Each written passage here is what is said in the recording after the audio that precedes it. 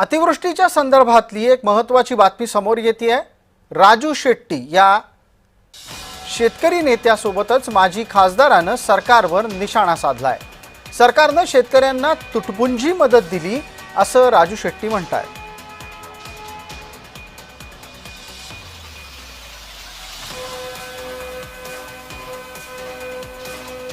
सरकारचा आणि प्रशासनाचा हा सगळा बेजबाबदारपणा आहे। सरकारने अतिशय तुटपुंजी अशी मदत शेतकऱ्यांना देऊ केली आहे।